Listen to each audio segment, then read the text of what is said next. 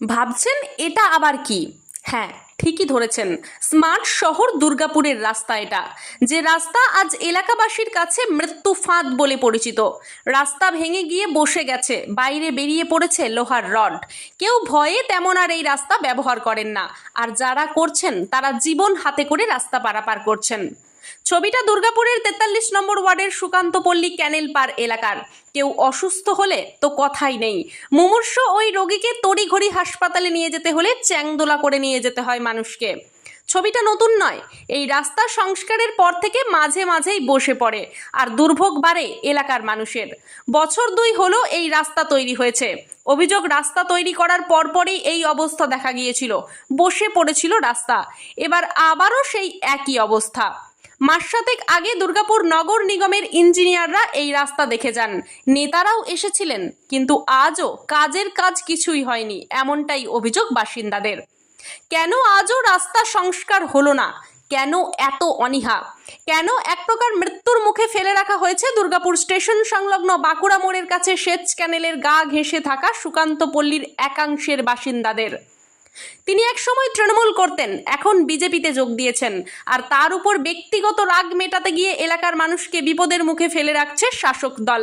প্রতিক্রিয়া জেলা বিজেপির নেতা তথা ওয়ার্ডের প্রাক্তন কাউন্সিলর চন্দ্রশেখর বন্দ্যোপাধ্যায়ের। রাজনীতি কোনো বিষয় নেই এখানে, ভুল বকছে বিজেপি। পাল্টা প্রতিক্রিয়া দুর্গাপুর নগর নিগমের প্রশাসক মণ্ডলীর সদস্য ধর্মেন্দ্র যাদবের। ভাঙাচোরা এই রাস্তার বেহাল দশার শনির 7:30 কাটবে কবে? এটাই এখন সব থেকে বড় প্রশ্ন। কিন্তু 7:30 এই দোষ কাটাতে না পারলে যে বিপদ আরও বাড়বে এলাকার মানুষের, তা আজ আর বলার অপেক্ষা রাখে না। ব্যুরো রিপোর্ট, সোজা কথা নিউজ। খারাপই আছে, অনেকদিন হয়েছে এটা ভেঙে গেছে, দুবার এটা নিয়ে ভেঙেছে। কেউ খোঁজ রাখে না, কেউ খোঁজ রাখে না। তাহলে আপনাদের কি বস্তি বলে কেউ খোঁজ রাখে না, আর ভোট নেওয়ার সময় নেতারা চলে আসে। প্রাণে ঝুঁকি নিয়ে যাওয়া আসা? তাহলে এটা কম রিক্স আছে বলুন, আপনি দেখুন কম রিক্স আছে। সামনেই ক্যান্ডেল, সামনেই ক্যানেল, বাচ্চারা রাত্রেবেলা সাইকেল নিয়ে যাচ্ছে, কতবার মানুষ পড়ে যাচ্ছে। 2বার তো 3বার তো হসপিটালে ভর্তি করানো হয়েছে মানুষকে, কেউ দেখে না। কেউ দেখে না। ওই ছোট ছোট বাচ্চা সাইকেল নিয়ে যাচ্ছে, পড়ে যাচ্ছে। দিন ধরে তো 7 মাস। 7 মাস? হ্যাঁ, তো এই ডিএমসি জানে না? ডিসিএম দেখে গেছে, নেতারা মাপে নিয়ে গেছে, দেখা গেছে মাপে। হ্যাঁ, কাজ হয়নি, দেখবো। তাহলে আপনারা যাওয়া আসা করেন কি করে? ওই আমরা ওই ঘুরে যাই। আজ এখান থেকে যেতে গেলে এই অবস্থা। হ্যাঁ, বিপদ।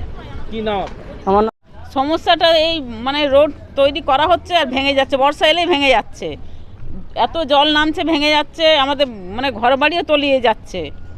এই এত বড় ক্যানেল কি আর এত বড় থাকে নদীর মতো? এ তো নদীর মতো হয়ে গেছে। দেখুন না, এই জায়গায় তো বাড়ি ছিল, সে বাড়িগুলো সব ভেঙে চলে গেছে। এই যেটা হয়েছে সেটা এটা কতদিন আগে রাস্তাটা তৈরি হয়েছিল? এটা বেশি দিন হয় নাই, মানে এই বর্ষা, তার আগের বর্ষার আগেই হয়েছে এটা। আর এই বর্ষা ভেঙে যায়, প্রতিবার বর্ষায় ভেঙে যাচ্ছে। তাহলে আপনারা যাওয়া আসা কি করে করেন? এরকম ভাবে যেতে হয়, জীবনে ঝুঁকি নিয়ে। আর রুগী থাকলে ঘুরে যেতে হয়। তো রুগী মানে যেতে যেতে মারা যাবে কোনো ভরসা নেই, মানে এই পুরো ওই কলোনির ভিতর ঘুরে যেতে হয়। এই যে ছটে যাবো এই রাস্তায়, সে রাস্তায় রুগী নিয়ে যেতে পারি না। কি চাইছেন? আমরা চাইছি আমাদের রোড ভালো হোক। চিন্তা ভাবনা আমাদের মাথা নেই, যারা ওগুলো করে ওরা এই কথাগুলো বলে। আমরা কিন্তু মামাটি মানুষের সরকার, বুথে বুথে কাজ হবে খুবই তাড়াতাড়ি। কোন বুথে কে জিতলো কে হারলো ওটা ম্যাটার নেই, এটা নির্দেশটা কিন্তু দিদির। যখন দিদি যে কথাটা বলেন বা আমাদের ইউথ অভিষেকগঞ্জ যে কথাটা বলেন, ওই কাজটা গ্রাহ্য হয়, মানুষেরও লাভ পায়। আগামী দিন দেখবেন বুথে বুথে 10 লাখের কম হলেও কাজ পাবে। কর্পোরেশন এডিএ অন্যান্য নেতৃত্ব যে করবেন, তো এটা ভালো দিক। আর এইরকম এলিগেশন যদি কেউ লাগায়, আমার মনে হয় রাজনীতি ছাড়া, টিআরপি ছাড়া কিছু নেই। ইরিগেশন দপ্তর থেকে চিঠি দেওয়ার পরও আমি দুর্গাপুর মিউনিসিপ্যাল কর্পোরেশনের কমিশনারকেও চিঠি দিয়েছি, ইরিগেশনের এসডিও, এক্সিকিউটিভ ইঞ্জিনিয়ার, অ্যাসিস্ট্যান্ট ইঞ্জিনিয়ারকেও চিঠি দিয়েছি। তারা কেন করছেন না? রাজনৈতিকভাবে আমি যখন তৃণমূল কংগ্রেসে ছিলাম তখন এই রাস্তা তৈরির ব্যবস্থার উদ্যোগ গ্রহণ করা হয়েছিল। আমি দল পরিত্যাগ করার পর কেন সাধারণ মানুষকে হেনস্থা করা হচ্ছে, আমি জবাব দিয়ে জানতে চাইছি।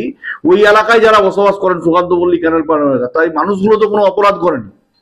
যদি আমার দল পরিবর্তনের কারণে, আমাকে অপরাধী সাজানোর কারণে যদি রাস্তায় এইভাবে মানুষকে হেনস্থা করা হয়, এটা হচ্ছে রাস্তা দেখাবে মানুষকে। আমি ওই এলাকার মানুষদেরকে নিয়ে পথ অবরোধ করতে বাধ্য হব যদি আগামী 7 দিনের মধ্যে রিপেয়ারিং এর ব্যবস্থা না করা হয়।